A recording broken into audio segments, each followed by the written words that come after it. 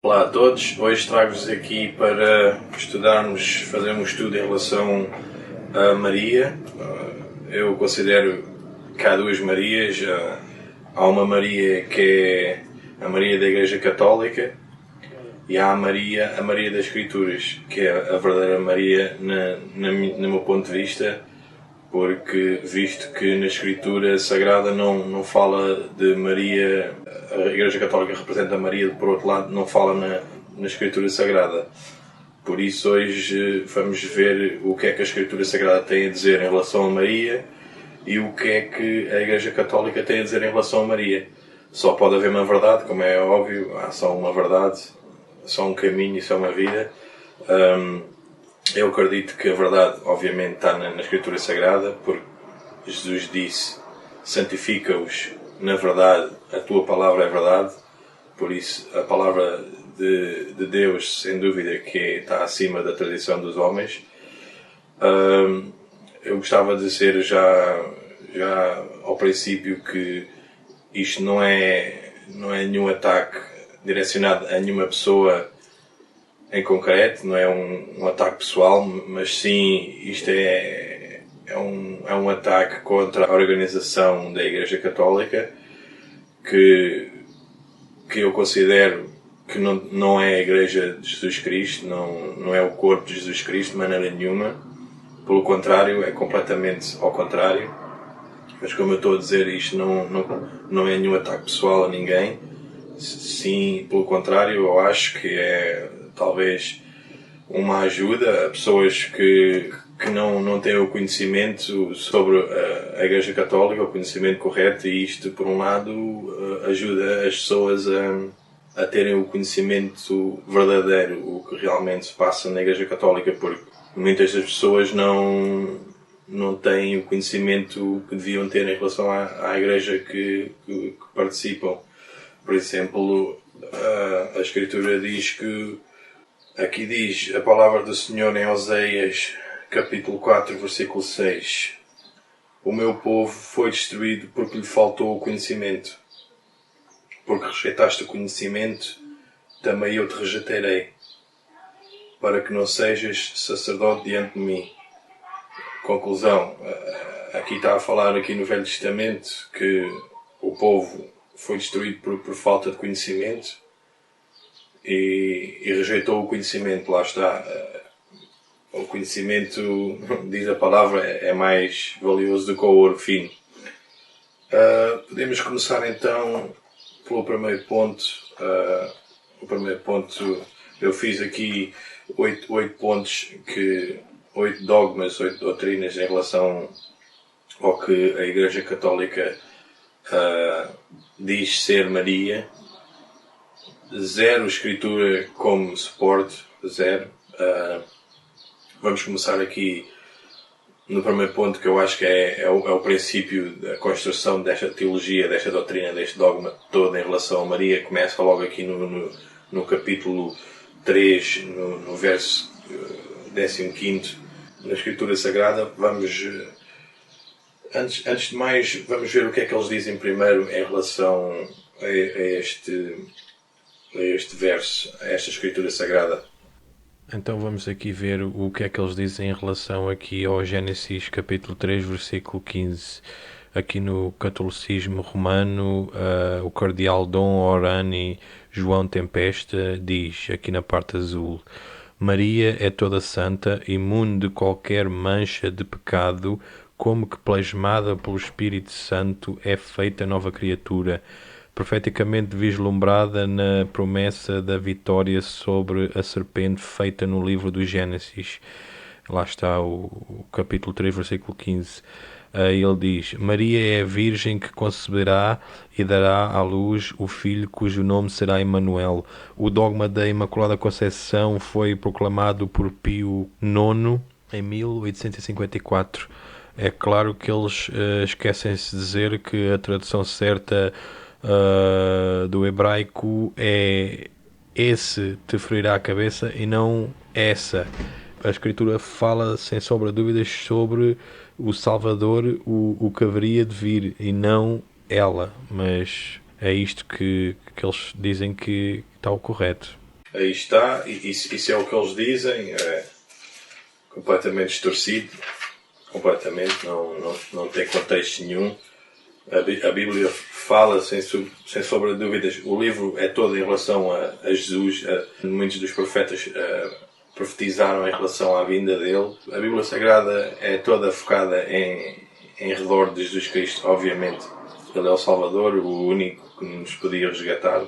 E a Igreja Católica quer pôr estes atributos todos em cima de Maria. Obviamente depois iremos saber porquê, porque é que é assim. Mais para o fim do estudo veremos que realmente tem um nexo, tem uma lógica porque é que eles o fazem, mas isso fica mais para a frente. Vamos agora aqui à Escritura Sagrada ver. A palavra de Deus diz no capítulo 3, versículo 15, diz: E porei inimizade entre ti e a mulher, e entre a tua semente e a sua semente. Este te ferirá a cabeça e tu lhe ferirás o calcanhar. Contexto, é óbvio que aqui está a falar da vinda, a profetizar já a vinda de Jesus Cristo e que ele sim iria esmagar a cabeça, uma ferida mortal na cabeça da serpente, que simboliza Satanás, o dragão. Aqui a Igreja Católica logo desde o princípio da Bíblia começa a distorcer a Escritura, a Palavra de Deus, o que não se deve fazer, nem acrescentar, nem tirar nada da Escritura Sagrada, é o que eles fazem. Eles começam por dizer a tradução foi feita incorretamente. É óbvio que eles têm um propósito para fazer isso, têm um benefício para eles para fazer isso, para poderem construir logo do princípio uma teologia em relação a Maria. E o texto original diz ele claramente, em referência ao Senhor, como eu já disse. Mesmo sabendo que estavam errados, eles hoje em dia continuam com a mesma tradução, porque foi declarado no Concílio de Trento que aquela era a única, como os Papas são considerados infalíveis, não têm falhas. Hoje eles não podem mudar, dizer que realmente aquilo é uma tradução errada da palavra, que é o ele ou este te ferirá, ou ele te ferirá a cabeça. Continua a dizer que é ela te ferirá a cabeça. Obviamente, por causa do Papa ser infalível, eles não podem dizer estava errado, porque eles ao dizerem que o Papa estava errado, obviamente que o Papa não é infalível. Um deles não pode ser infalível, porque se não é nenhum deles é infalível. É uma conclusão óbvia que isso seria assim. Por isso mesmo eles não podem dizer que um Papa no passado esteve errado. Provas históricas que muitos deles eram dos maiores pecadores, cometiam dos maiores pecados, e são provas históricas.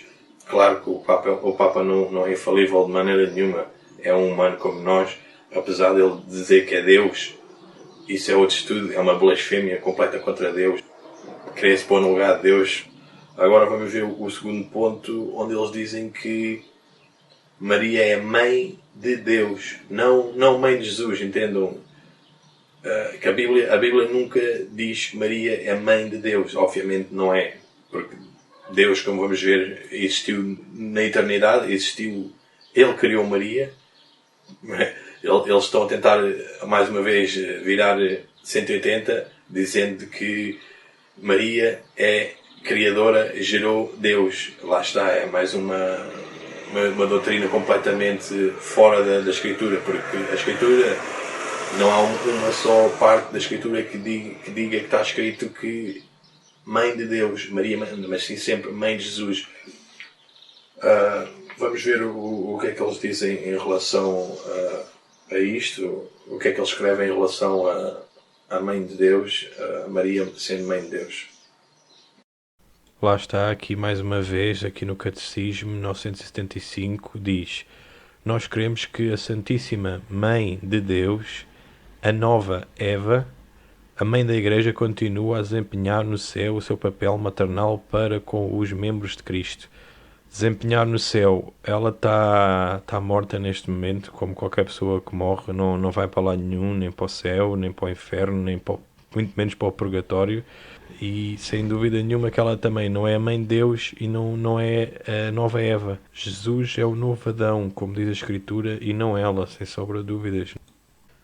Aqui temos outra vez aqui neste site a falarem outra vez de Maria como mãe de Deus e eles dizem: logo, o Espírito faz dela a mãe de Cristo e, como Jesus Cristo é o próprio Deus encarnado, também a mãe de Deus. Maria aceitou obedientemente esta missão divina tão necessária à salvação.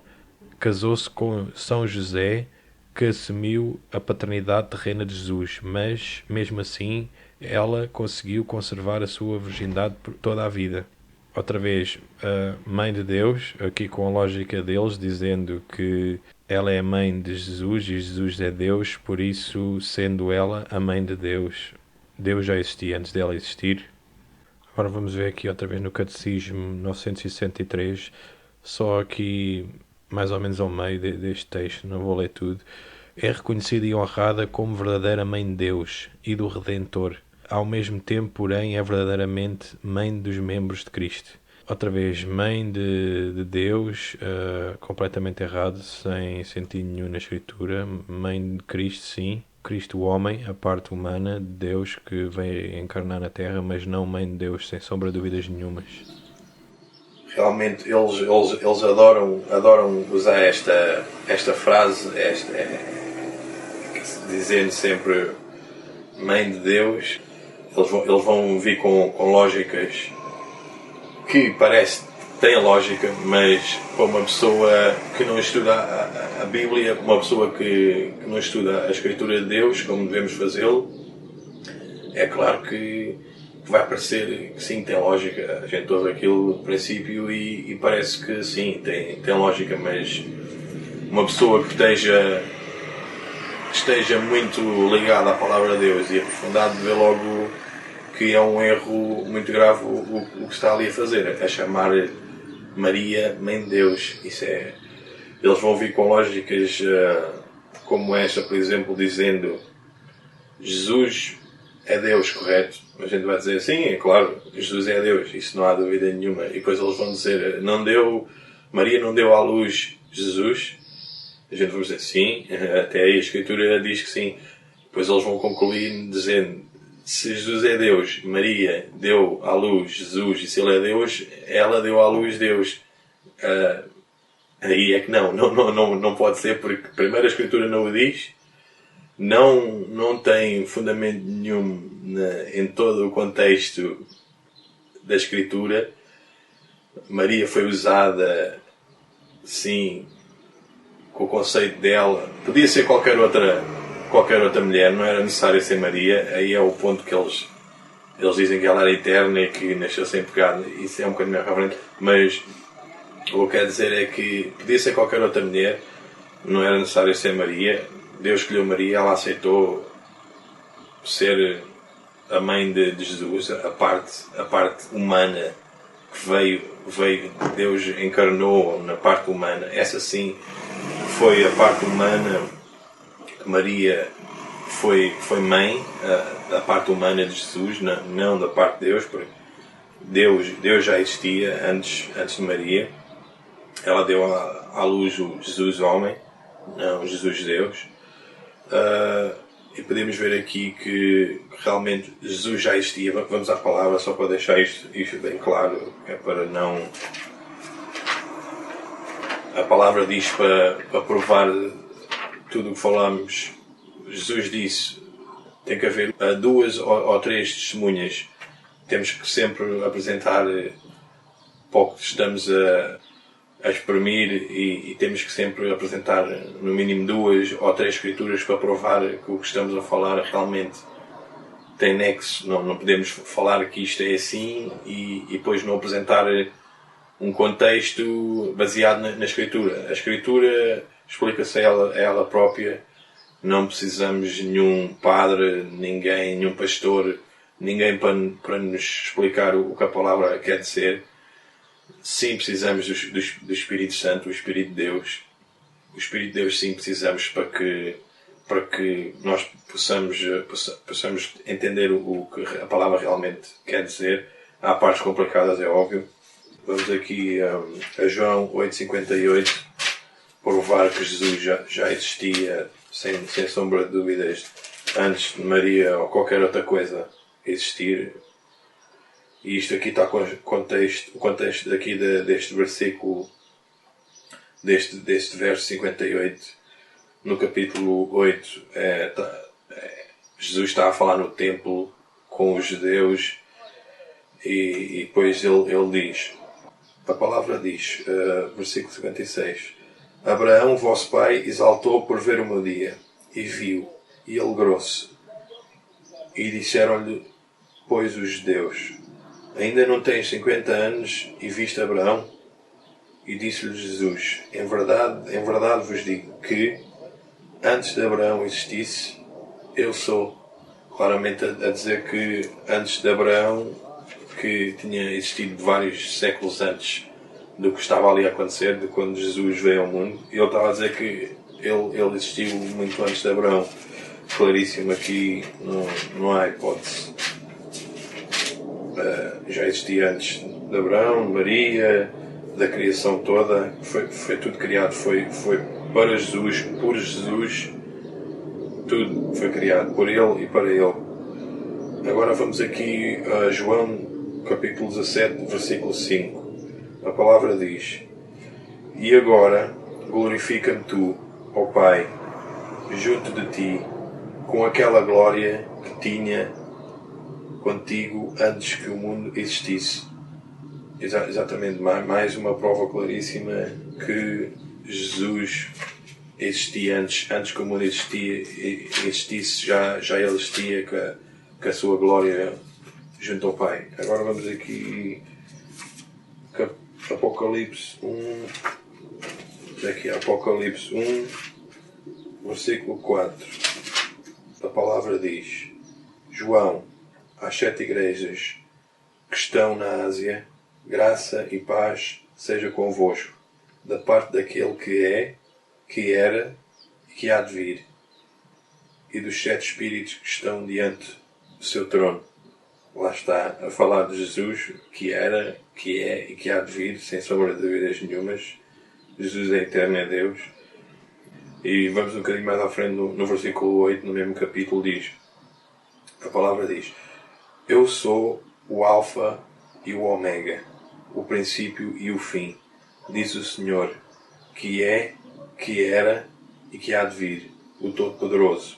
É claríssimo aqui que a palavra aqui diz por ela própria, Jesus sempre foi, ele criou Maria, Maria não pode ser mãe dele em relação à parte de Deus, não pode ser porque Jesus é Deus, ela não pode ser de maneira nenhuma mãe de Deus, sim, mãe do homem, da parte humana de Jesus, sem sombra de dúvidas a palavra o diz. Vamos outra vez no mesmo capítulo, um bocadinho mais à frente, no versículo 17, e a palavra diz, e eu, quando o vi, caí a seus pés, como morto, e ele pôs sobre mim a sua destra, dizendo-me, não temas, eu sou o primeiro e o último, eu que vivo e fui morto, mas eis que estou vivo para todo sempre. Amém. E tenho as chaves da morte e do inferno. Aqui, claríssimo. Esta é um texto aqui muito poderoso. Aqui, sem sombra de dúvidas, a palavra diz que não há como Maria ser mãe de Deus de maneira nenhuma. Isto é um ensinamento completamente distorcido do que a palavra diz. Agora, vamos passar aqui ao terceiro ponto. Mais uma vez, completamente sem sentido, sem um texto só. Mais uma vez, eles constroem uma doutrina com zero escritura. Vamos ver aqui, este dogma é chamada Imaculada Conceição. Isto significa basicamente que Maria nasceu sem pecado e viveu sem pecado, nunca teve pecado nenhum. Mais uma vez, na Escritura, em relação a isto, diz zero. Aqui estão a tentar, mais uma vez, tirar o que é Jesus, como no verso 15, no capítulo 3, em Gênesis. A mesma coisa se passa, sem sombra de dúvidas, porque Jesus, sim, vai pisar a serpente, e eles aqui querem tirar o que se passou com Jesus, foi nascer sem pecado, viver sem pecado, e eles, como tiraram o lugar em Jesus em Gênesis de calcar a cabeça, esmagar a cabeça à serpente, eles aqui querem fazer o mesmo exatamente, tirando a vida de Jesus, viver sem pecado, é o que eles querem fazer outra vez. Vamos ver o que eles dizem em relação a isto, o que eles escrevem. Agora vamos ver aqui a parte da dogma da Imaculada Conceição, onde diz: de acordo com a Mariologia Católica, Deus escolheu gratuitamente Maria desde toda a eternidade, para que fosse mãe de seu Filho. Para cumprir tal missão, foi preservada do pecado original desde sua concepção, a Imaculada Conceição. Aqui, as palavras eternidade é muito forte, é um erro completamente, e do pecado original também não está escrito em lado nenhum. Ela tinha pecado como qualquer um de nós, era só mais uma mulher, não uma deusa, como a Igreja Católica quer fazer dela, sem sombra de dúvidas nenhumas. Já tivemos aqui no Catecismo, neste mesmo parágrafo, no 966, mas agora vamos lê-lo do princípio, e diz: finalmente a Virgem Imaculada, preservada, imune de toda a mancha da culpa original, terminado o curso da vida terrena, foi levada aos céus em corpo e alma, exaltada pelo Senhor como rainha, para assim se conformar mais plenamente com o seu Filho, Senhor dos senhores e vencedor do pecado e da morte. Pois, ele realmente foi o vencedor do pecado e da morte, mas vocês, católicos, querem fazer dela como se fosse ela a vencer o pecado e a morte. Ela não foi elevada ao céu, nem foi coroada como rainha, porque há um rei dos céus e é Jesus Cristo, não é Maria. E obviamente que não foi imaculada. Ela tinha pecado como qualquer um de nós. Começa uma coisa muito pequena, troca um ele para uma ela, e depois a partir daí vem toda uma bagagem, vem toda a bola de neve a crescer, vai ficando maior e maior e maior, até ao ponto dela, Maria, pela Igreja Católica, se tornar deusa, que é o que se passa. Eles dizem que não consideram Maria como sendo uma deusa, mas é óbvio que é isso que eles fazem, é óbvio que eles prostram, louvam, veneram. Isso é o que se faz a Deus. É sobre a palavra bem diz que só devemos dar louvor e glória a Deus, a mais ninguém. Quando fazemos, sendo uma estátua, sendo uma pessoa, sendo a quem for, ou que seja, sem dúvida que fazemos dessa coisa, dessa pessoa, Deus ou Deus. A lógica deles, obviamente, vem com aquelas lógicas que, para uma pessoa que não esteja dedicada profundamente à Escritura e não se interesse, nem pense que a Escritura realmente, toda ela, deve ser levada em consideração, de Gênesis ao Apocalipse, uma pessoa que seja, por falta de uma melhor palavra, ignorante, uma pessoa que seja ignorante em relação, tenha falta de conhecimento, como eu disse, a falta de conhecimento o meu povo parece por falta de conhecimento, diz a palavra, e eles vêm com estas lógicas, como a lógica anterior, que Maria é mãe de Jesus, e Jesus é Deus, e por aí, sendo ela a mãe de Deus. Eles aqui vêm com a mesma lógica, dizendo que Jesus viveu sem pecado, ele não tinha pecado. Para ele não ter pecado, obviamente, há ali um seguimento. Se Maria tivesse pecado, ele nasceria com pecado. Para ele nascer sem pecado, ela teria que não ter pecado, porque ele nasceu dela. Uma lógica um bocado, para uma pessoa, para um principiante, é fácil de engolir, e que uma pessoa que não queira estar a pensar muito sobre o assunto, mas é óbvio que não tem lógica nenhuma. Primeiro porque o pecado é passado de geração em geração pelo homem. é preciso um homem e uma mulher para fazer uma criança, para fazer um novo ser, uma nova vida, e esse homem e essa mulher, ao juntarem-se, o pecado não vem pela mulher. A Escritura o diz, e eu vou prová-lo mais uma vez. Tenho dois textos da Bíblia a provar que o pecado é passado através do homem e não da mulher, porque o Espírito Santo assim foi a parte que lhe fez nascer sem pecado. Não foi por Maria, porque Maria não pode passar o pecado. A Escritura o diz, é passado através do homem, e o pecado foi passado sempre em todas as gerações através do homem, e as Escrituras assim o dizem. Primeiro, obviamente, teremos que ver a ordem para não comer da árvore do conhecimento do bem e do mal foi dada a Adão.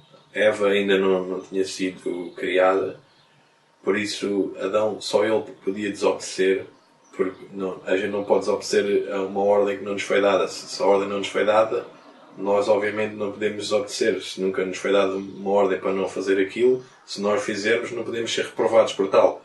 Exatamente o que aconteceu aqui. A ordem foi dada a Adão. Adão foi-lhe dito para não comer do fruto. Nos versos a seguir vemos que aqui Eva foi formada a seguir, por isso mesmo o pecado é passado de geração em geração por um homem e não por uma mulher.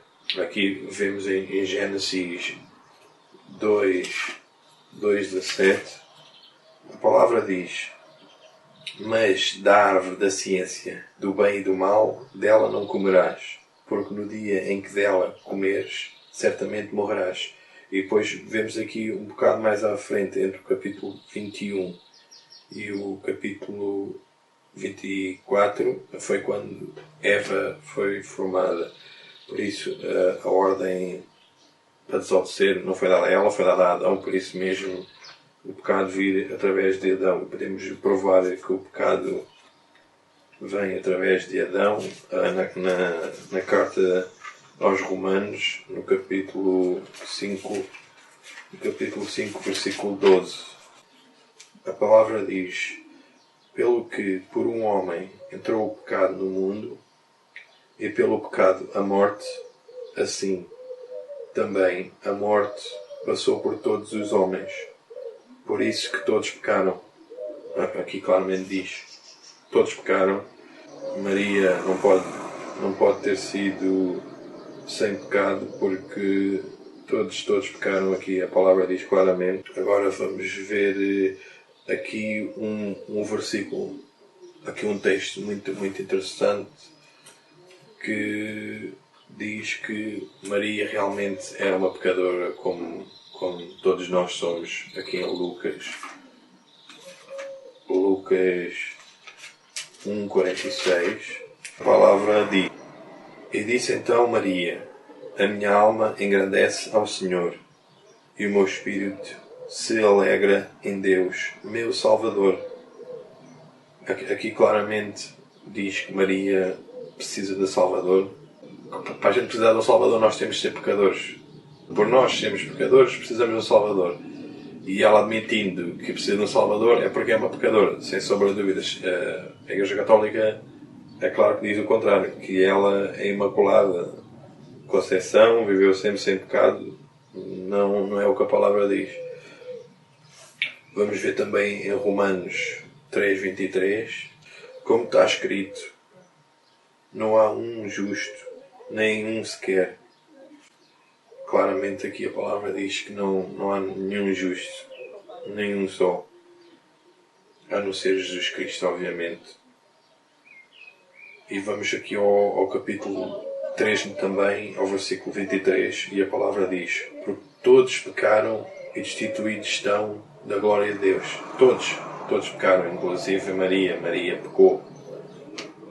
Ela é uma pessoa como qualquer outra pessoa. Não há por onde se possa dizer que não era assim. E também podemos ver 2 Coríntios. Vamos aqui a segunda carta aos Coríntios, aqui o capítulo 5, Vamos ler, a palavra diz: aquele que não conheceu o pecado e fez pecado por nós, para que nele fôssemos feitos justiça de Deus. Aqui está, aqui diz claramente que Jesus Cristo, sim, ele foi sem pecado e não Maria. Mais uma vez eles tentam roubar o que é de Jesus e dar a Maria para fazer dela uma deusa, para poder louvá-la, venerá-la. Agora vamos aqui ao quarto ponto. Vamos passar aqui ao quarto ponto. É um ponto um bocado, do meu ponto de vista, não, lá está, é mais uma coisa claríssima. Não tem como Maria ter sido uma virgem perpétua, que é o quarto dogma da Igreja, ou uma doutrina, assim por dizer, onde eles dizem que Maria foi virgem perpétua, que realmente sim, ela era virgem quando teve Jesus. Isso a Escritura o prova, virgem. Já Isaías profetizou em relação a isso, que Maria era para ser uma virgem a dar à luz o Salvador. Isso sem sombra de dúvidas é verdade. Agora, daí até a Igreja Católica vir a construir esse dogma, essa doutrina que Maria foi virgem perpétua, não há zero escritura para provar isso, mas vamos ver o que é que eles dizem em relação a esse dogma. Agora vamos ver aqui o dogma da virgindade perpétua. Mais uma vez, zero de escritura, é só tradição de homens. A virgindade perpétua, vamos ler. A perpétua virgindade de Maria ensina que Maria é virgem antes, durante e depois do parto. Este dogma mariano é o mais antigo da Igreja Católica e Oriental Ortodoxa, que afirma a real e perpétua virgindade mesmo no ato de dar à luz o Filho de Deus feito homem. Assim Maria, sempre virgem pelo resto de sua vida, sendo o nascimento de Jesus, como seu filho biológico, uma concepção milagrosa. Agora vamos aqui ver este texto muito interessante aqui. Se quiserem ler todo, façam o favor, ponham na pausa.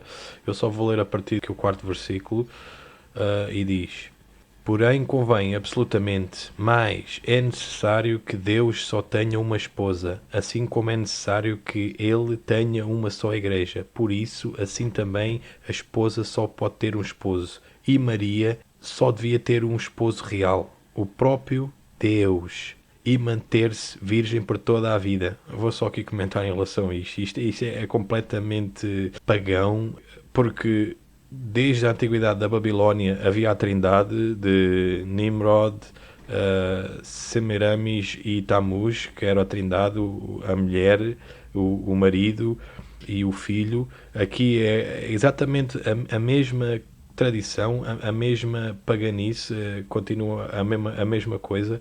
Como é que Deus pode ter uma esposa como se Deus fosse um humano, como se Deus precisasse de uma esposa? Ou de uma mãe, nesse caso, como eles dizem que é a mãe de Deus. É completamente pagão, completamente ridículo, sem fundamento nenhum na Escritura, sem saber o que é Deus. Agora vamos aqui ao ponto 5. Porque era muito necessário para nós que fosse assim, para compreendermos o alto valor da virgindade, pois que a Virgem mais fecunda, aquela que gerou em seu seio o próprio Deus encarnado, quis se manter virgem, como devemos nós prezar a virgindade e a pureza. Nós que geramos filhos sem valor, se comparados com o dela. Vejam bem o que este tipo de gente escreve e acredita, que filhos não têm valor, as pessoas não têm valor. É completamente ao contrário de Deus. Uma vida humana tem mais valor, todo o ouro, tudo o que existe no universo inteiro. Só uma vida humana tem mais valor do que tudo o que existe. Todo o valor material que existe no universo não se compara ao valor de uma vida humana. E este tipo de gente escreve estas coisas dizendo que nós geramos filhos sem valor. Agora, mais uma vez, vamos aqui ver. Eles vão vir com aquela lógica, mais uma vez, que se for um principiante, uma pessoa que não estuda a palavra, que não pega no livro, o livro que que eles consideram, se formos estudar a história da Igreja Católica, eles consideram o livro a palavra de Deus, e diz que é a verdade e que Jesus, a palavra fez carne e andou entre nós. Eles consideram este livro como uma peste. Isto são fatos históricos. Uma pessoa na Idade Média, se fosse apanhada com este livro, era lançada ao fogo, juntamente com o livro, porque o livro claramente prova que a Igreja Católica não é o corpo de Jesus, não é a Igreja de Deus. Por isso mesmo, esta é a luz a apontar para a escuridão da Igreja Católica. Quando a gente pega na Bíblia, é uma luz. A gente olha para a Igreja Católica e vê que aquilo é trevas, é demónico, é a Igreja de Satanás, não é a Igreja de Cristo de maneira nenhuma. Por isso mesmo que as pessoas eram queimadas vivas juntamente com a Bíblia por possuir uma Bíblia que mostra claramente que a Igreja Católica não é o corpo de Deus. Agora vamos aqui ver a lógica que eles usam. Mais uma vez, eles vão tentar usar trocadilhos e jogos de palavras. Eles dizem que a Escritura, quando fala no Novo Testamento, fala de irmãos, diz que primeiro eles têm duas teorias, dois pontos que eles usam sempre. O primeiro ponto é que José já vinha com bagagem, como se costuma dizer, do casamento anterior. Tinha tido um casamento anterior, por assim dizer, e já vinha com filhos, no mínimo 6 filhos, que é o que a Escritura diz que são os irmãos de Jesus. 6 no mínimo. E eles vão dizer por aí mesmo, vão dizer que Jesus tem irmãos, mas estes irmãos são só de José, não só de Maria, vinham num casamento anterior. Lá está, historicamente não há provas nenhumas, e mesmo se houvesse algum documento a dizê-lo, como provavelmente até o há, a dizer que José tinha um casamento anterior e tinha filhos de um casamento anterior,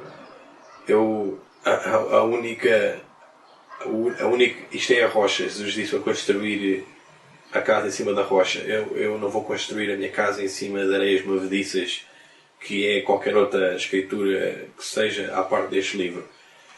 Deus não seria Deus se não conseguisse conservar a sua palavra.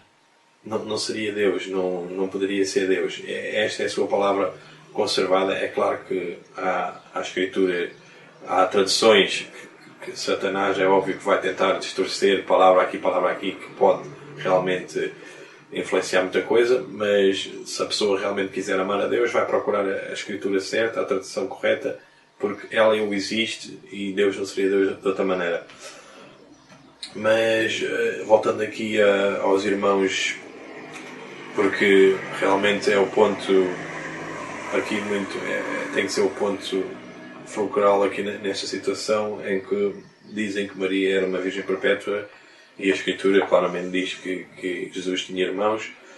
Eles vêm com esse primeiro ponto, como eu já disse, que é o primeiro ponto de dizer que José já tinha trazido filhos pelo menos 6 de outro casamento anterior. E o segundo ponto que eles dizem é que a palavra irmão, em grego, o Novo Testamento foi escrito em grego, a palavra que diz, que se pronuncia adelphos, que é a palavra em grego que significa irmãos, tem vários significados. Como, por exemplo, pelo menos 3 ou 4 significados. Tem irmãos na fé, o irmão, quando a gente fala o irmão na fé. Depois tem o significado, também podia ser usado como irmão ou irmãos do mesmo pai e da mesma mãe, irmãos de sangue, completamente, do mesmo pai e da mesma mãe. Também pode ser usada como, obviamente, irmão, meio-irmão, quero dizer, meio-irmão só de um pai ou só de uma mãe. E também pode ser usada como primos ou relacionados de sangue. Agora vamos ver claramente que irmãos do mesmo pai e da mesma mãe, até a Igreja Católica vai negá-lo, porque é óbvio que Jesus foi a Escritura diz que Jesus é Filho de Deus, por isso não pode ser, os irmãos não podiam ser também filhos de Deus. Essa aí não pode ser, a palavra não podia ser usada nesse termo, de ser o mesmo pai e a mesma mãe. Aí está arriscado. Depois vamos ver aqui primos.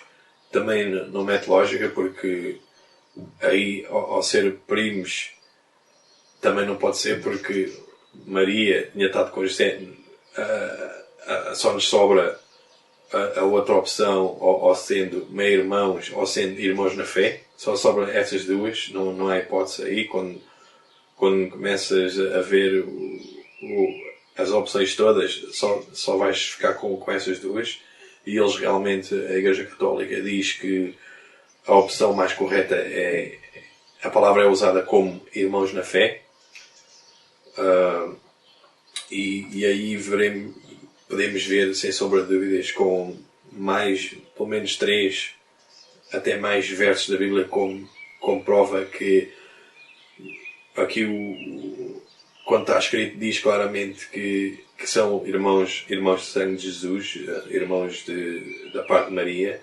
E vamos ver aqui em João capítulo 2, versículo 12, e a palavra diz: depois disto desceu a Cafarnaum ele e sua mãe e seus irmãos e seus discípulos, e ficaram ali não muitos dias. Aqui é óbvio que aqui a Escritura separa em grupos quem é quem. É muito óbvio. Aqui diz ele, diz sua mãe, diz seus irmãos e seus discípulos. Quando a Igreja Católica diz que a palavra diz irmãos, diz que é irmãos na fé, os discípulos que eram irmãos na fé de Jesus, porque aqui iria dizer irmãos e discípulos separadamente. Se os irmãos de Jesus, que são filhos de Maria, fossem só irmãos na fé, a palavra aqui não diria separadamente irmãos e discípulos, porque são duas palavras completamente diferentes. Diria só ele, sua mãe e seus irmãos, juntando tanto irmãos de sangue como irmãos na fé, juntaria todos no mesmo grupo. Aqui claramente diz que eles eram irmãos de Jesus, irmãos de sangue da parte de Maria, obviamente. Agora vamos ver aqui em João capítulo 7, versículo 3, e a palavra diz: disseram-lhe, pois, seus irmãos, sai daqui e vai para a Judeia, para que também os teus discípulos vejam as obras que fazes. E depois no versículo 5 diz: porque nem mesmo seus irmãos criam nele. Lá está. Aqui o 3 diz: vai, mostra aos teus discípulos. E depois a palavra completamente diferente, logo no versículo no 5 diz: nem mesmo seus irmãos. Mesmo aqui outra vez a dizer claramente que os seus irmãos de sangue, nem mesmo eles acreditavam em Jesus. É óbvio aqui mais uma vez que diz claramente que Maria tinha filhos. Agora vamos aqui a Mateus capítulo 1, versículo 18, e a palavra diz: ora, o nascimento de Jesus Cristo foi assim. Estando Maria, sua mãe, desposada com José, antes de se juntarem, achou-se ter concebido do Espírito Santo. Aqui diz claramente que antes de se juntarem, aqui é claro, antes de eu ir fazer qualquer coisa, faço aquela coisa que vou fazer antes. Mas depois vou fazer aquela coisa. Se eu disser, antes de me deitar vou lavar os dentes, é óbvio que eu vou lavar os dentes e depois vou-me deitar, porque eu disse antes vou lavar os dentes. Aqui diz, antes de se juntarem, achou-se grávida de Jesus pelo Espírito Santo. Por isso, depois de ela ter o o filho Jesus, obviamente que teve que ter o ato sexual com José, não há dúvida. Mais um bocadinho aqui à frente podemos ver também, muito claro, no mesmo capítulo, o versículo 25, diz: E não a conheceu até que deu à luz seu filho, primogênito, e pôs-lhe o nome de Jesus. Agora vamos ver aqui duas palavras aqui muito interessantes. Vamos aqui a Gênesis 4:1. Para quem não sabe o que quer dizer conheceu, obviamente que quer dizer o ato sexual, né? E diz aqui em Gênesis capítulo 4, versículo 1: E conheceu Adão Eva, sua mulher, e ela concebeu e teve Caim.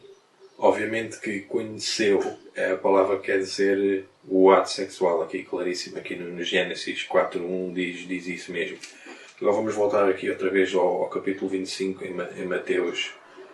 Não, capítulo 1, versículo 25 em Mateus, quando diz: E não a conheceu até que deu à luz seu filho.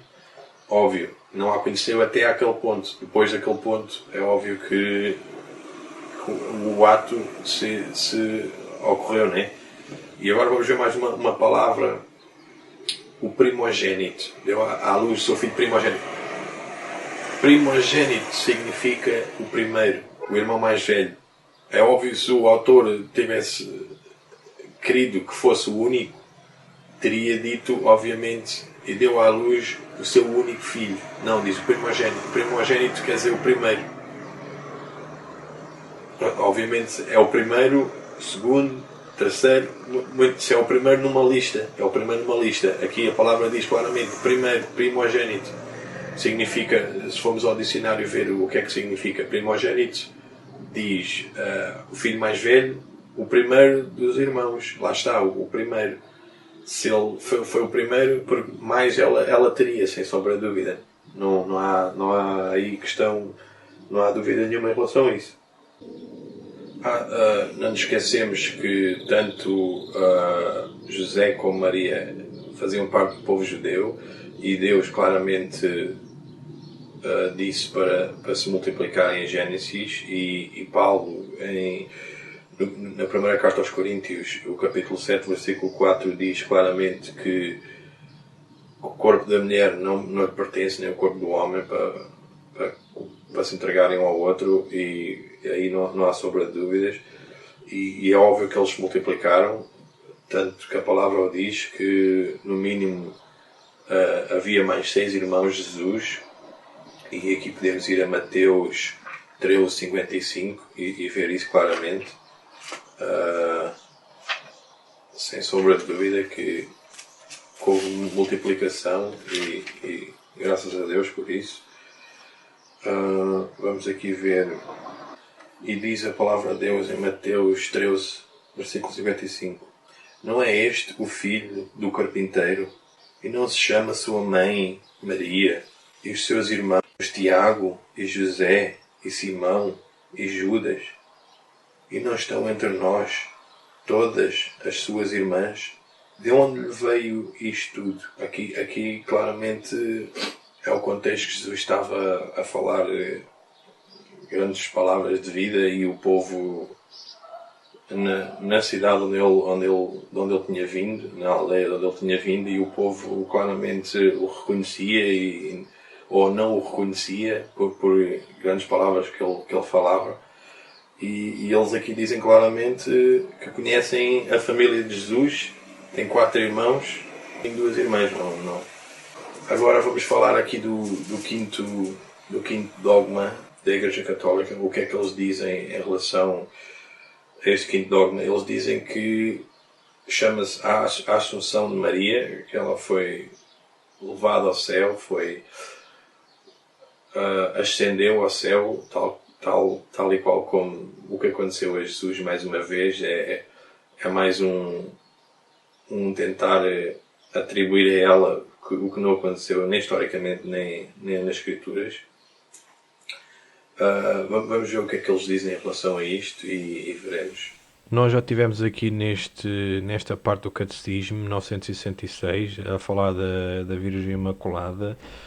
Agora vamos aqui à parte 529, aqui depois do 529, diz: a Assunção da Santíssima Virgem é uma singular participação na ressurreição do seu Filho e uma antecipação da ressurreição dos outros cristãos. Aqui completamente dizendo que ela teve participação na ressurreição do seu Filho. Não sei como, não consigo pensar aonde e como e porquê, mas é o que eles acreditam. Aqui está mais uma vez completamente satânico, distorcido. Agora vamos aqui dar uma olhada aqui a este texto de um autor que faz uns pontos muito, muito interessantes em relação à Assunção de Maria. Tradição católica. A doutrina católica ensina que no final de sua vida Maria foi assunta em corpo e alma à glória celeste. Catecismo 966-974. Agora por outro lado. Verdade da Bíblia. Maria não foi assunta ao céu. Maria aguarda, assim como todos os crentes em Jesus Cristo, a volta do Senhor como julgador. Na Bíblia não existe referência alguma sobre a Assunção de Maria. Acredita-se que o Evangelho de João tenha sido escrito cerca de 90 anos após o nascimento de Cristo. Se Maria tivesse sido levada ao céu de maneira sobrenatural, será que João, o discípulo com quem Maria residia, não teria mencionado esse maravilhoso evento em seu Evangelho? No livro de Apocalipse, será que João estava tão míope que não a enxergou sentada no trono de Deus Pai? Ora, quando Enoque e Elias foram arrebatados ao céu, a Bíblia fez um registro disso. No caso de Elias, o arrebatamento foi descrito com alguns detalhes. Gênesis 5:24 e Reis 2, de 1 a 12. Porque a Bíblia não fala disso de Maria. A Assunção de Maria foi oficialmente declarada como um dogma de fé da Igreja Católica em 1950. Isso significa que todo católico é obrigado a crer nessa doutrina sem questioná-la.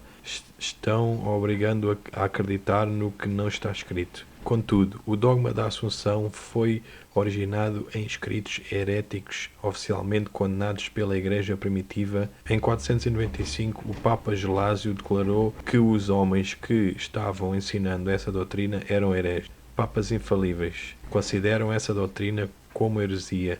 Foi então que, em 1950, o Papa Pio XII, outro infalível, transformou essa heresia como dogma oficial da Igreja Católica. Bem, deixa-me só dizer algo em relação ao que acabámos de ver. Primeiro, o Papa Pio XII fez um pacto com os nazis. Ele ajudou os nazis a matar os milhões e milhões de pessoas. Basta estudar a história que se vê isso. E depois, por outro lado, temos papas infalíveis. Quando um diz que é uma heresia fazer tal e o outro vem ao fim de mais de 1000 anos e dizer que não é heresia, é um dogma da Igreja. Agora, qual deles é o infalível? Não se consegue entender como é que isto pode ser possível, as pessoas acreditarem nestas coisas. Este dogma veio a ser considerado correto em 1950 por um Papa infalível. O outro era infalível também e condenou. A Igreja Católica teve que decidir o que fazer com Maria, se ela tinha morrido, se não tinha morrido. Eles disseram que não morreu bem, porque morrer, o ordenado pelo pecado é a morte, por isso ela não poderia ter morrido. Eles dizem que ela entrou em dormição, o corpo não teve decadência nenhuma, mais uma vez a roubarem o que foi de Jesus, que o corpo teve 3 dias sem sofrer nenhuma decadência, sem ser corrompido, e eles aí roubam mais uma vez o que foi de Jesus, que ela entrou em dormição e obviamente ao fim dos dias foi levada ao céu, é o que eles dizem, foi assumida no céu e coroada rainha, obviamente que agora realmente não há escritura nenhuma, zero, a comprovar a Assunção de Maria, nem historicamente, nem não há nenhuma prova em relação a esta doutrina. Resumindo, lá está mais uma vez, eles tentam atribuir a Maria o que não é dela, o que pertence a Jesus, para poderem louvá-la, para ela poder ser a deusa da Igreja Católica, a deusa que já existia antes de Maria existir, antes da Igreja Católica existir. É uma deusa pagã que, como eu mais para a frente posso ver claramente. E vamos ver agora aqui o sexto dogma da Igreja Católica, que é: ela é medianeira, é mediadora entre homem e Deus. É o que eles dizem, que ela serve um papel fundamental, um papel... Vamos ver o que é que eles dizem em relação a ela ser medianeira. Agora vamos aqui ver o que é que ele escreve em relação a Maria sendo nossa medianeira, e diz: Nossa Senhora é a nossa intercessora, a nossa mãe, medianeira das graças e tantos outros maravilhosos títulos. Lá está, medianeira das graças. Só Jesus, só com a graça dele podemos ser salvos, e não por graças de Maria. Maria efetivamente está morta, está a dormir, está à espera que o Senhor venha para poder ressuscitá-la, para ela viver para toda a eternidade com ele. Por isso ela não pode dar graças a ninguém. Aqui mais uma vez vê-se o que ele escreve em relação a Maria. Diz: Nossa Senhora da Medalha Milagrosa é uma evocação especial pela qual é conhecida a Virgem Maria, também invocada como a mesma intenção sob o nome de Nossa Senhora das Graças. É Nossa Senhora medianeira de todas as graças. Que não é só das graças, aqui é de todas. Jesus está completamente fora, Jesus nem existe. Para que é que eles precisam de Jesus quando têm Maria, que pode fazer tudo por eles, realmente? Aqui nestes textos vemos a lógica deles. Eles dizem que Jesus realmente é o único mediador, mas isso não exclui que Maria tenha um papel secundário. É como realmente Deus é o Deus mais alto, o Deus de Abraão, Isaac e Jacó. Mas por que é que não vamos louvar a mais deuses? Não interessa se ele é o mais alto, mas podemos louvar outro. É o mesmo tipo de lógica o que se passa aqui, sem sombra de dúvida. Eles dizem que realmente Jesus é o único mediador, mas por que não? Isso não exclui o papel secundário de Maria como medianeira. Não está escrito em lado nenhum, por isso não o pode ser. Aqui é óbvio que isto, mais uma vez, é heresia, é um erro completo. Se é a Escritura, não conseguimos encontrar na Escritura em lado nenhum. Vamos aqui ver quem é o verdadeiro mediador, o único, aquele que morreu por todos nós, por todos os nossos pecados, e ao fim de 3 dias estava fora do túmulo. Vamos ver aqui quem é ele. É Jesus Cristo, não é Maria. Vamos ver a primeira carta de Timóteo, no capítulo 1, versículo 5, diz: Porque há um só Deus e um só mediador entre Deus e os homens, Jesus Cristo o homem. É óbvio que aqui é muito claro quem é que é o mediador.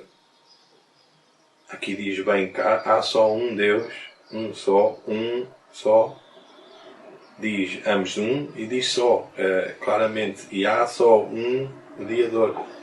Jesus Cristo não é Maria, não é o Buda, não é o Maomé, é um só Jesus Cristo. Ele sim resgatou-nos, viveu uma vida sem pecado. Ele é o único que pode mediar para nós ao Pai, porque é o único caminho, é a única forma de nos reconciliarmos com o Pai. É o único caminho, em João 14:5. E a palavra diz: Disse-lhes Jesus: Eu sou o caminho e a verdade e a vida, e ninguém vem ao Pai senão por mim. Claramente, aqui diz claramente quem é que é o caminho, quem é que é o único caminho, o único mediador. A palavra diz claramente, não é Maria, não é mais ninguém. Há só um Deus, só um mediador. Mais uma vez que a Igreja Católica quer tirar o que é de Jesus e dar a Maria, sem sombra de dúvidas nenhumas. É isso que é o objetivo. É louvar a Maria, venerar a Maria, e por esse caminho a pessoa ir, é o que Satanás quer, por esse caminho a pessoa ir parar ao inferno, Não, não há outra maneira de dizer, porque Deus odeia a idolatria. Só Ele é o louvor, só Ele é a veneração para ser dada, mais ninguém, mais nada. E uma pessoa ao fazer idolatria, uma pessoa ao idolatrar, certamente que está contra Deus. E aí Satanás vence, por isso é que ele faz isto.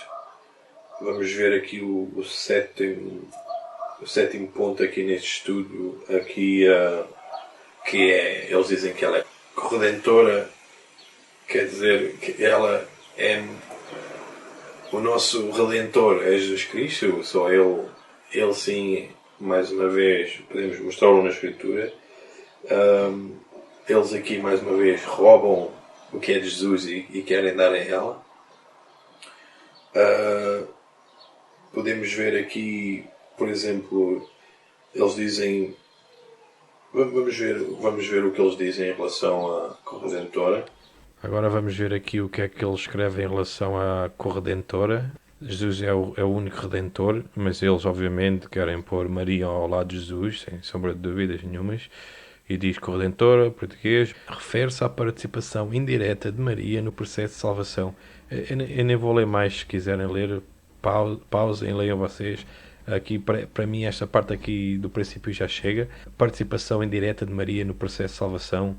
É impossível. Maria é uma criatura. Ela precisava de ser salva. Não pode ter parte no processo de salvação, porque ela mesmo precisa de ser salva. Aqui temos um texto original do Catecismo, para não dizerem que eu vou buscar estas escrituras, estes textos a sítios duvidosos. Acreditem que os textos que eu estou a ler são uma gota no oceano. Eles escrevem coisas horrendas em relação a Maria, o que é que ela é e o que é que ela pode fazer.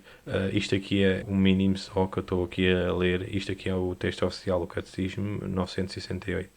Mas o seu papel em relação à Igreja e a toda a humanidade vai ainda mais longe. Ela cooperou de modo inteiramente singular com sua fé e sua esperança e sua ardente caridade na obra do Salvador, para restaurar nas almas a vida sobrenatural. E por essa razão, nossa Mãe, na ordem da graça, aqui, lá está, ela cooperou de modo inteiramente singular na obra do Salvador.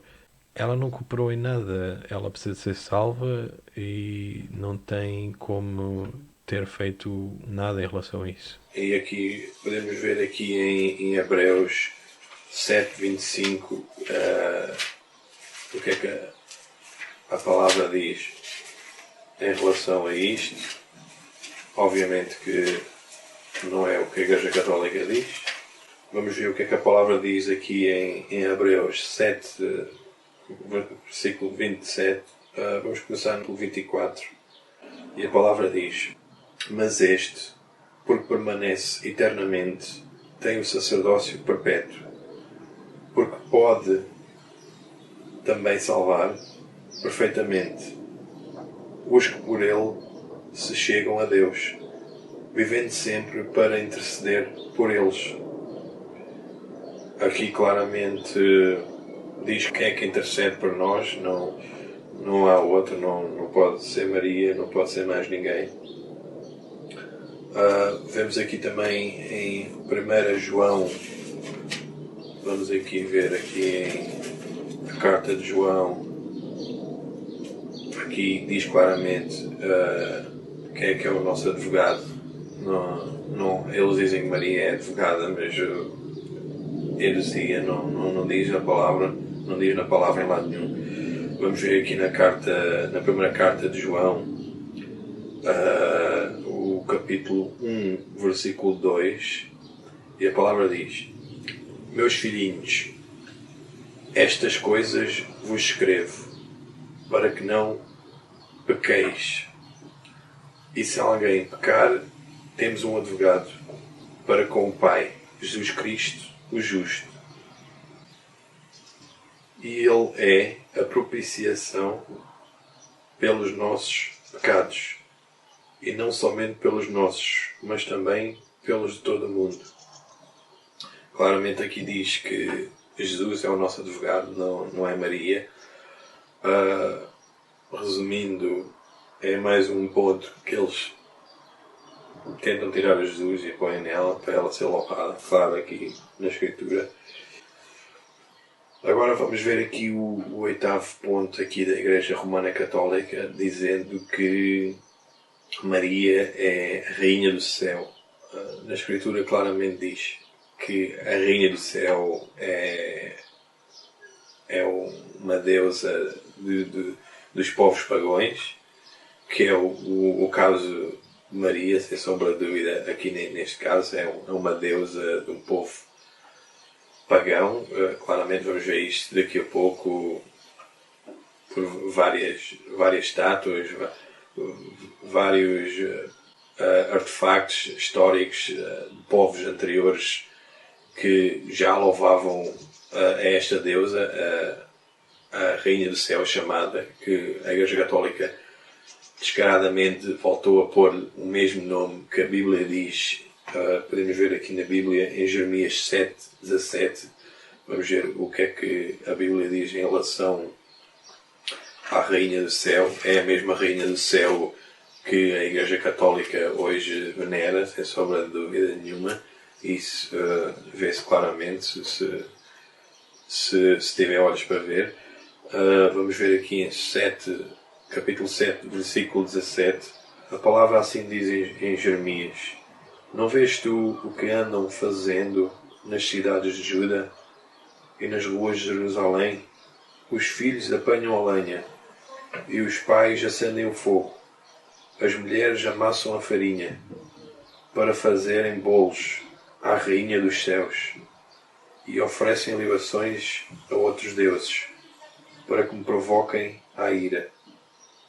Aqui claramente mostra-se que a Rainha dos Céus, aqui, que é descrita aqui, é o outro Deus, é outros deuses dos povos pagãos, que o povo de Israel aqui voltou as costas contra Deus mais uma vez e voltou a louvar a outros deuses, fazendo ofrendas aqui à Rainha dos Céus. É a mesma Rainha que a Igreja Católica diz ser a Rainha do Céu, sem sombra de dúvida nenhuma.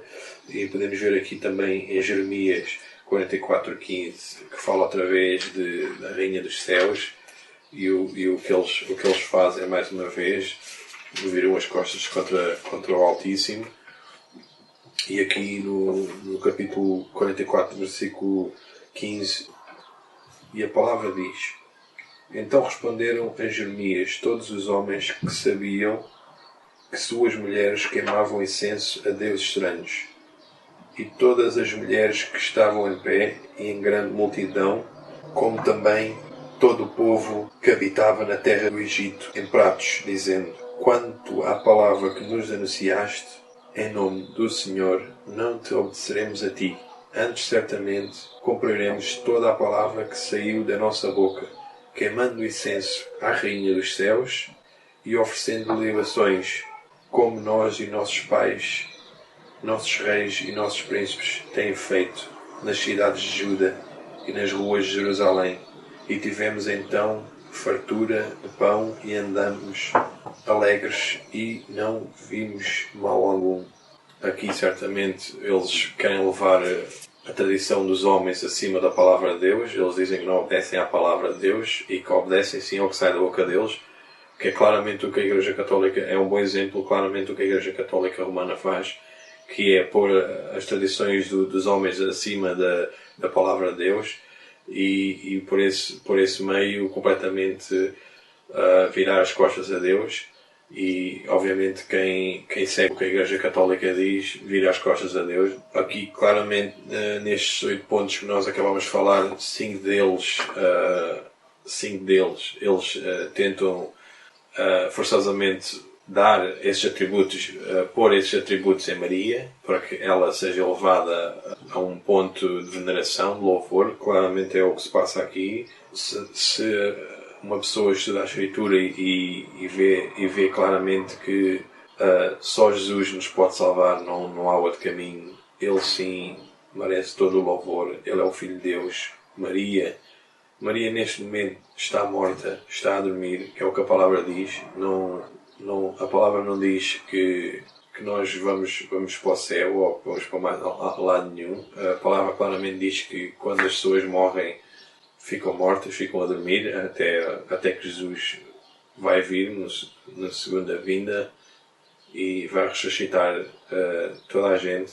Aqui, agora podemos ver uma compilação de imagens que demonstra claramente que esta deusa, este louvor, foi dado durante séculos, milénio antes de Maria existir, antes da Igreja Católica existir, talvez 2 milénios, cerca de 2.000 anos antes, talvez mais ainda.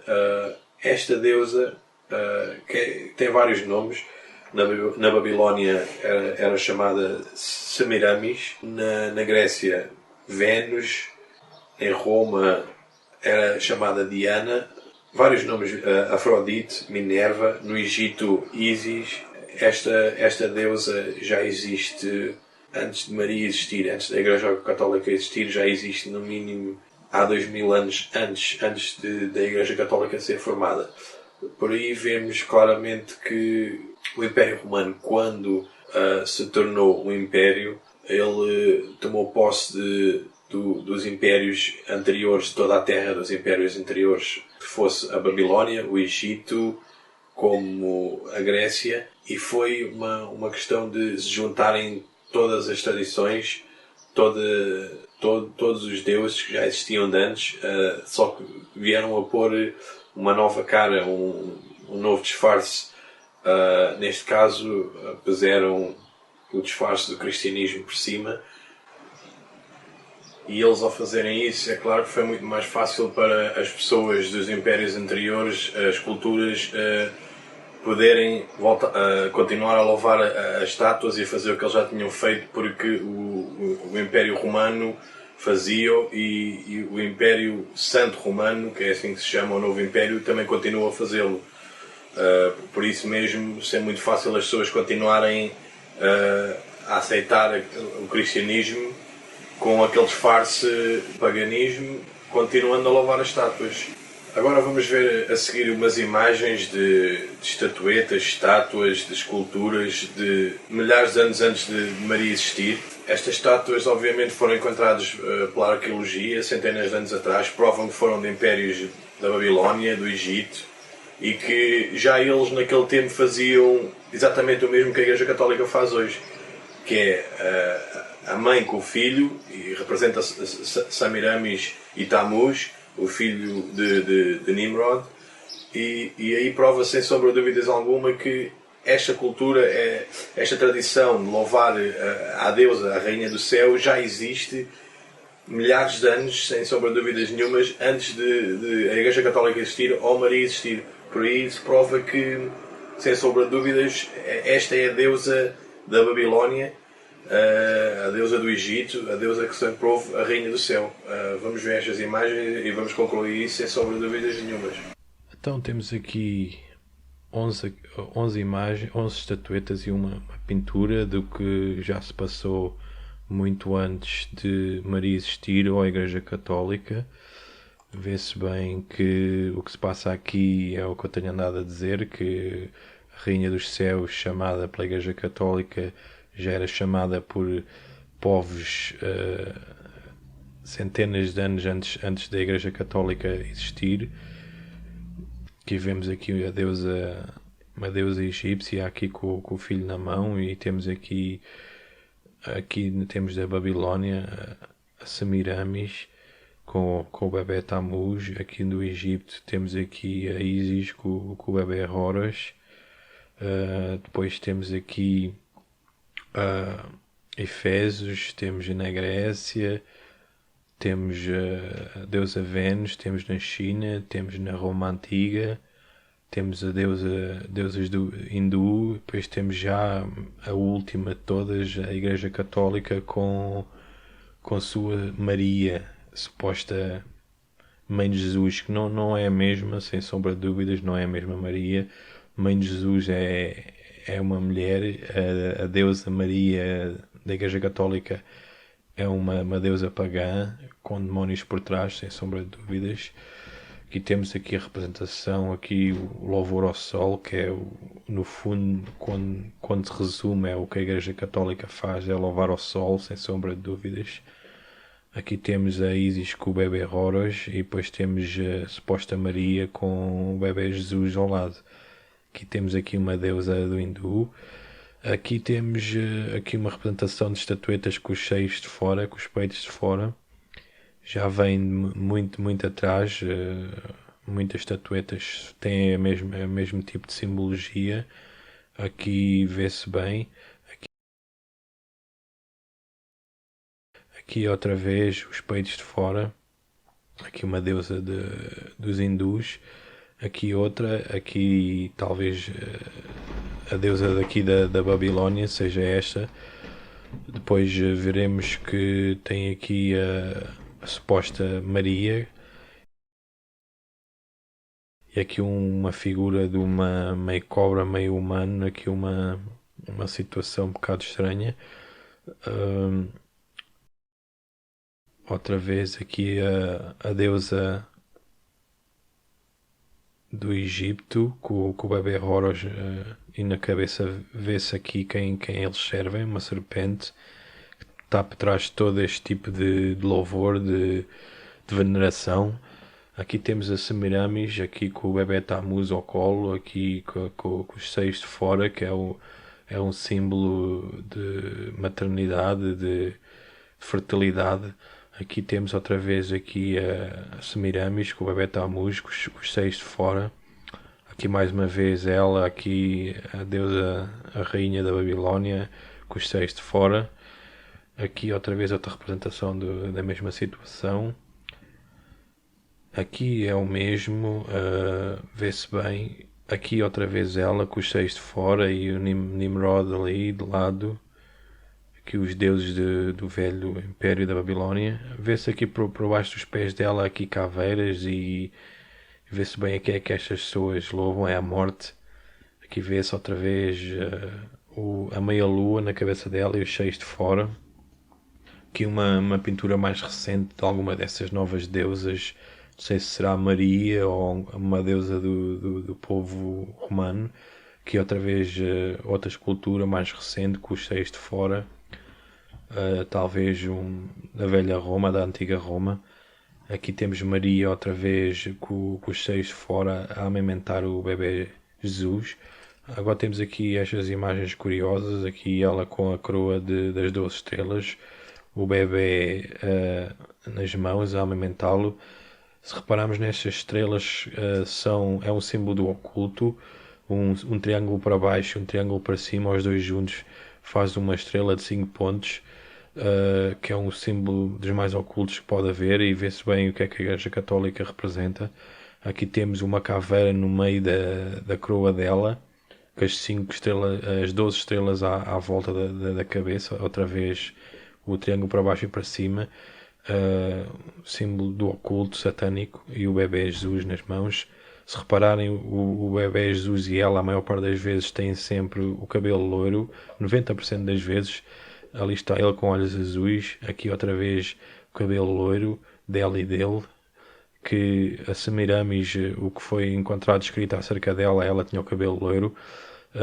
Aqui outra vez o peito fora, o bebê com o cabelo loiro e ela com o cabelo meio alourado. Representação de Semiramis, sem sombra de dúvidas. Outra vez aqui o cabelo loiro, o bebê Jesus e ela com o peito fora. Aqui a representação, ela a pisar o dragão, que simboliza a serpente, que simboliza Satanás, Lúcifer. E aqui temos o peito fora e o cabelo meio alourado dela e dele, porque se formos a ver, tanto Jesus como a verdadeira Maria certamente tinham o cabelo o mais escuro possível.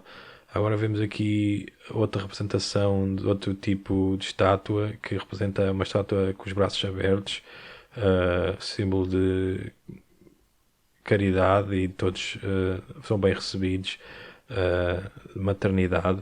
Aqui outra vez outra estátua e o triângulo invertido para baixo. Tudo o que é triângulos é um símbolo do oculto. Aqui outra vez a estátua com os braços abertos a representar a maternidade, a afecção. Aqui outra vez Maria, outra vez com os braços abertos, a nova Semiramis, já com uma facelift, com os braços abertos. Vê-se ali a meia-lua por baixo dos pés dela, um símbolo muito oculto, louvar ao sol, louvar aos astros celestes. Aqui ela a pisar a cobra e o sol por trás dela a emanar os raios por trás da cabeça e por trás dela. Aqui mais uma vez vê-se ela a pisar a cobra e com os braços abertos, claro. Aqui vê-se a meia-lua e por trás dela o sol, sem sombra de dúvidas, claramente se vê que é um sol. Aqui outra vez o louvor a Baal. Aqui outra vez a meia-lua e o serpente e os braços abertos, claro. O símbolo de mãe, que todos são bem-vindos. Aqui outra vez o simbolismo da serpente a ser pisada. Aqui outra vez a meia-lua e o sol claramente por trás dela. Vê-se bem o que é que estas pessoas louvam. É ao sol, não é a Jesus Cristo, nem ao Deus Altíssimo. Aqui outra vez a meia-lua e o sol por trás. Aqui vê-se no Egito uma representação da meia-lua e do sol. Aqui outra vez a meia-lua e o sol. Aqui vê-se um símbolo dos maçónicos. Também louvam ao mesmo Deus, Satanás, obviamente. Aqui temos a meia-lua e o sol por trás. Aqui outra vez a meia-lua e o sol. É claro que Satanás, ele quer louvor. Ele no topo da montanha pediu louvor a Jesus Cristo. E que lhe daria todos os impérios se ele se prostrasse e louvasse a Satanás. É claro que Jesus não o fez. Ele disse só a um louvarei. Está escrito. É o que está escrito. Aqui outra vez a representação da meia-lua. Não, há centenas, eles são descarados em relação a isto. Aqui a tentar disfarçar aqui a meia-lua e o sol por trás da cabeça dela, o círculo. Eles são descarados, eles não têm problemas nenhums em mostrar quem é que eles louvam e quem é que eles veneram. Satanás, Lúcifer. Aqui está outra vez o sol. Aqui vê-se claramente por trás da cabeça dela os raios solares a sair e a meia-lua disfarçada. Aqui outra vez a meia-lua e o cabelo louro dela, claro. Aqui temos umas tabletes em pedra da velha Babilónia, a meia-lua, claramente. Aqui o sol. Eles eram um povo que louvavam os astros celestes, como a Igreja Católica o faz hoje. Aqui está outra vez a lua e o sol. Aqui outra vez o sol. Aqui vemos uma moeda cravada por Constantino, se não me engano, e vê-se bem a quem é que ele dá louvor, quem é que é o mestre dele. Tem ali a meia-lua e o sol, outra vez a louvar os astros celestes, o louvor de Baal, que é tudo o que é natureza, que é um movimento muito grande hoje em dia. Aqui outra vez a meia-lua e o sol por cima, o movimento, tudo o que é louvar a natureza e louvar ao planeta Terra. Isso é louvar a criação em vez de louvar ao Deus Altíssimo. É claro que nós temos que nos preocupar com o planeta, mas hoje em dia é levado a um extremo. As pessoas louvam o planeta e esquecem-se de Deus. Louvam tudo, natureza, árvores, animais, e esquecem Deus. Aqui vê-se bem a quem é que estas pessoas louvam. Os antigos impérios romanos louvavam ao sol. Aqui vê-se os egípcios o mesmo, e hoje continua o mesmo, sem sombra de dúvida. É o que a Igreja Católica faz. Aqui vê-se outra vez a meia-lua e o sol por cima. Outra vez aqui a representação do sol, como que dá vida, e eles levantam as mãos para o céu. Aqui outra vez a meia-lua e o sol. Era isso que eles pensavam mesmo, que o sol dava vida naqueles tempos, que o sol era o criador de tudo, era Deus. Aqui temos outra vez a mesma representação, a meia-lua e o sol. Aqui temos a representação da Trindade, que já vem, aqui é a Trindade egípcia neste caso, mas a Trindade vem desde da Babilónia, que foi o primeiro império. Por isso é que a Igreja Católica hoje em dia se chama a Grande Prostituta, a Babilónia Misteriosa. Diz no Apocalipse, a Trindade vem já da Babilónia, que é o Nimrod, Semiramis e o Tammuz. Hoje em dia é Deus, Jesus Cristo e o Espírito Santo. Obviamente que não é isso que eles realmente louvam. Eles louvam a Satanás e a Trindade deles. Aqui temos outra vez a meia-lua e o sol ali de lado, e no meio temos uma figura de um homem vestido com uma cabeça de peixe, que é o chapéu que todos os papas usam até hoje, que ainda hoje eles não largaram o mesmo simbologia, a mesma simbologia, eles continuam desde a Babilónia até hoje. Por isso é que a Escritura Sagrada chama Babilónia a Igreja Católica, à besta da revelação final. Aqui temos outra vez a representação das asas, representa também o Sol. Muitas vezes tem umas asas e no centro um círculo. Lá está, aqui temos a religião muçulmana, que claramente o símbolo deles, à descarada, é uma meia-lua e um Sol. Depois temos aqui, quando se faz a Eucaristia, se mete a hóstia ali no centro daquela peça, onde tem a meia-lua, e por trás vê-se a hóstia, que o padre leva a hóstia, abençoa e faz o que tem a fazer, toda aquela... como é que eu ia dizer? Aquele movimento satânico, e ali está a hóstia, mete-a lá junto com a meia-lua. Sem sombra de dúvidas, esta gente louva ao Sol, não louva ao Pai Altíssimo, ao Criador, que fez os céus e a terra, e tem quem tenha olhos que veja o que se passa aqui. Também será interessante ver estudos em relação a aparições, a luzes no ar, tudo o que é sobrenatural, OVNIs, porque há um senhor chamado Jacques Vallée e muitos outros, Leon Marzulli, David Hunt, Gary Bates e Chuck Missler, J. Allen Hynek, muitos outros que fizeram estudos. O Jacques Vallée é um francês, um homem de muita capacidade, que estudou este fenómeno durante mais de 20 anos. Ele chegou à conclusão que isto é coisas espirituais. Este fenómeno, sem dúvida, foi concluído que é um fenómeno espiritual, não físico, não material. Todos estes homens fizeram estudos aprofundados sobre esta matéria do sobrenatural, e todos chegaram à conclusão que está relacionado com a demologia, com demónios, coisas espirituais. Não são coisas físicas, materiais. Vamos ver aqui uma pequena entrevista sobre o que ele está a falar, sobre o estudo dele, e veremos que ele até inclusive fala de Fátima e dá o exemplo de Fátima como sendo uma dessas situações. Vamos ver o que é que este senhor diz nesta entrevista e veremos que está de acordo com o que eu tenho estado a falar. On se trouve devant un métasystème, devant un système, si vous voulez, qui est capable d'engendrer quelque chose qui ressemble à un navire spatial au XXe siècle, quelque chose qui ressemblait à un dirigeable au XIXe siècle, qui était capable d'engendrer les vaisseaux aériens dont parle Saint Agobard au IXe siècle, et peut-être la vision d'Ézéchiel. Et qui sait, le même phénomène, le même système peut être responsable de ce qu'on a interprété comme des miracles qui sont passés dans la tradition religieuse. Le miracle de Fatima est particulièrement frappant à cet égard, et aussi les miracles qui ont donné naissance à la religion mormone avec la vision de Joseph Smith.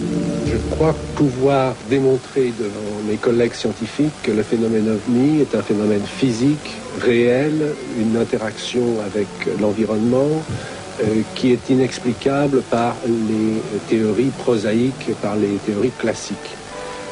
Ma conviction personnelle, que je ne peux pas nécessairement prouver devant la Sorbonne, c'est qu'en plus de ce niveau physique de ce phénomène, qu'il existe une dimension spirituelle, que le phénomène est contrôlé par une forme de conscience, probablement une conscience non humaine. Vemos claramente que este senhor fala, inclusive, de Fátima, e ele diz, sem sombra de dúvidas nenhumas, que não é um OVNI, não são extraterrestres, é um ser espiritual. Há aqui uma transfiguração de anjos do mal, de demónios, transfigurando-se em Maria, fazendo-se passar um anjo do bem, ou neste caso Maria, que supostamente estivesse viva e tivesse vindo do céu dar uma mensagem à família humana. Porque o que foi dito aos pastorinhos, às crianças, foi qualquer coisa satânica, como para irmos para Deus tem que ser através de Maria, completamente satânico. Logo por aí vê-se que a palavra diz que qualquer um que fale, a não ser de acordo com este livro, que seja uma maldição, que completamente seja posto de lado, porque não é para ser levado em consideração. Lá está que esse demónio que fez aparecer em Maria não devia ser levado em consideração. Quando entramos numa igreja católica romana, que só vemos Jesus de duas maneiras: ou é Jesus morto numa cruz, todo sangrado, completamente sem poder fazer nada, sem poder, completamente destroçado, ou vemos Jesus completamente destruído, morto, todo sangrado, sem força, sem poder nenhum, ou vemos, por outro lado, ele nas mãos de Maria. Ou de uma ou de outra, vê-se que ele para a igreja católica não tem poder nenhum, e vê-se que todas as procissões, tudo o que se faz é sempre para venerar Maria e não Jesus. Eles parece que adoram ver Jesus morto sem poder nenhum na cruz. Parece que até que não sabem que ao fim de 3 dias o túmulo estava vazio. Ele vive agora para sempre. É claro que para eles convém que assim o seja, para que no subconsciente das pessoas fique aquela imagem de uma criança ou de um homem morto, que sem poder, para eles poderem ir cometer idolatria. Satanás assim vence as pessoas cometendo idolatria, não louvando a Deus, louvando a Satanás, que são os falsos deuses. Deixar isso bem claro, que quando eu digo falsos deuses, não há outro Deus, só há um Deus e um mediador, Jesus Cristo, mas louvando a outros aparentes deuses, estás a louvar a Satanás. Temos um exemplo muito bom na Bíblia, quando Nabucodonosor faz uma estátua toda em ouro e manda todos os povos do mundo louvarem aquela estátua, e 3 dos amigos de Daniel recusam-se completamente, sob pena de morte, a louvar aquela estátua. Aí vê-se o que é que a Bíblia e a palavra diz em relação a louvar estátuas. Nem sob pena de morte nós deveríamos fazê-lo, mas as pessoas, por um meio de ignorância, de falta de conhecimento, fazem-o gratuitamente hoje em dia. A Bíblia tem dezenas de versos exprimindo o quanto Deus odeia a idolatria.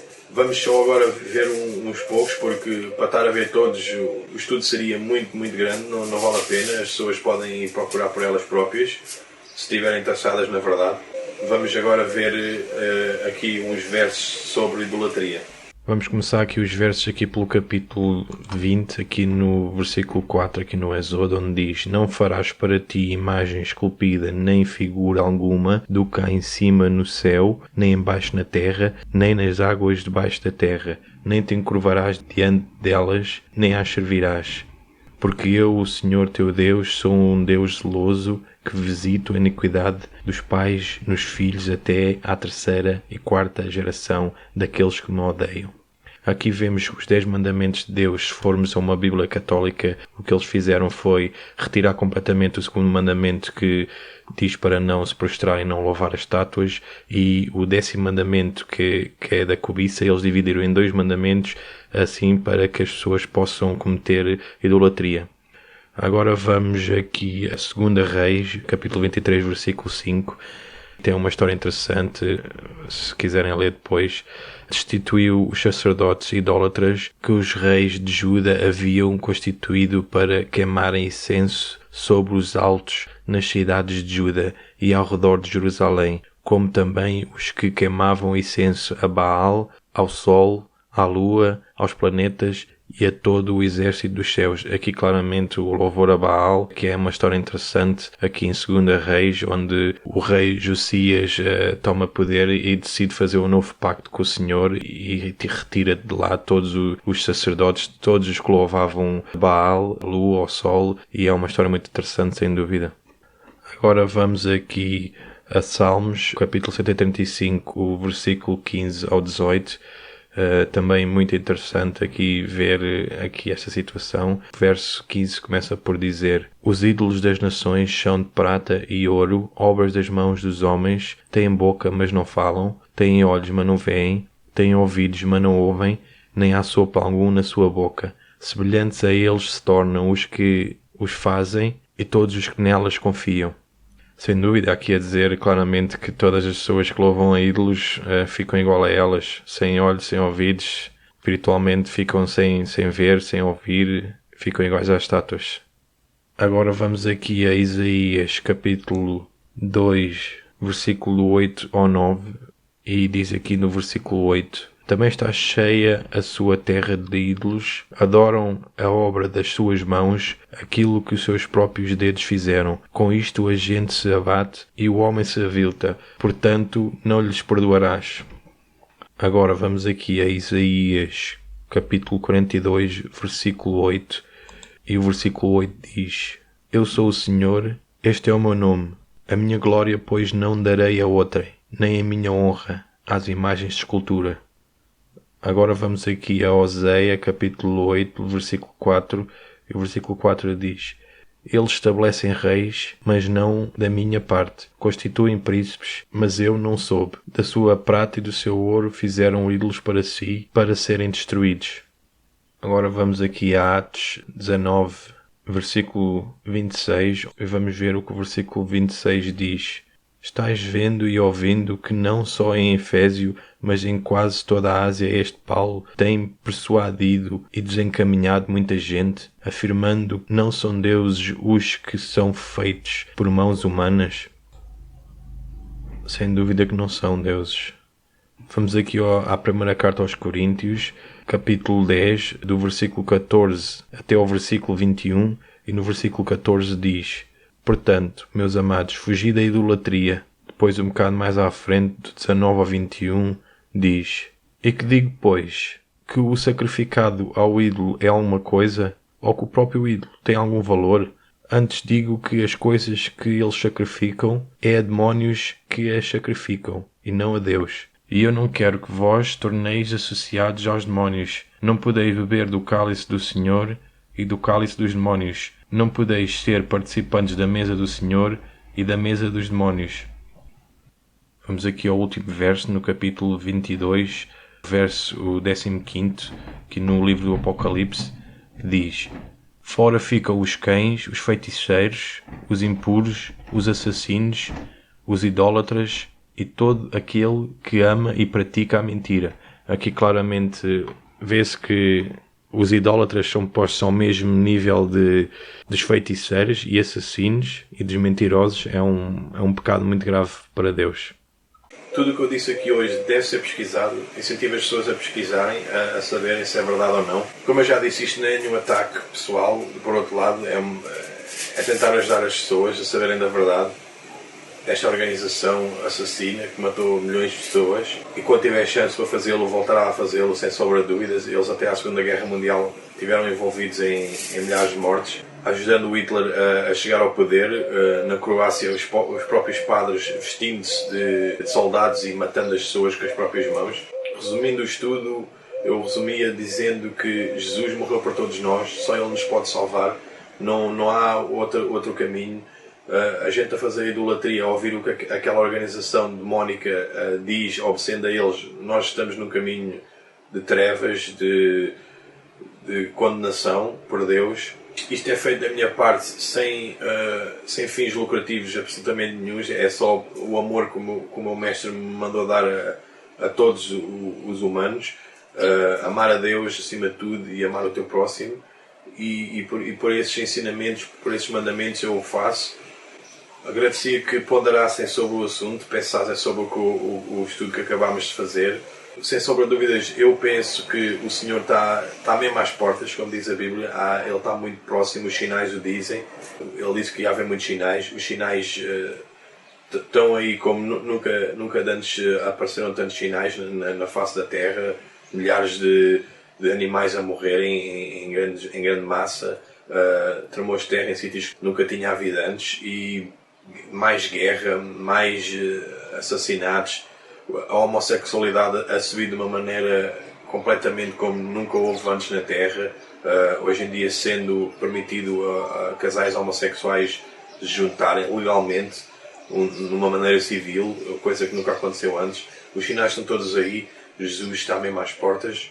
E eu agradecia que ponderassem sobre esse assunto, porque a ninguém é garantido o amanhã, por isso temos que pensar, se hoje nós morrermos, por onde é que iremos? É-nos dado inteligência pelo Altíssimo para podermos ponderar sobre estes assuntos. De onde viemos, o que fazemos aqui e para onde vamos? São perguntas que qualquer ser inteligente devia fazer. E por esse lado, mais uma vez, incentivo-vos a ponderar sobre o que acabámos de estudar. E só há um Salvador, é Jesus Cristo, não há outro caminho. Ele morreu por todos nós e devemos louvá-lo e agradecer-lhe todos os dias. E ele sim merece o nosso louvor, todo o nosso sacrifício, tudo o que nós temos para ele deverá ser dado. Que a paz do Messias esteja convosco, Jesus Cristo, e até à próxima. Mais estudos virão em breve. Um bem-aja. Até à próxima.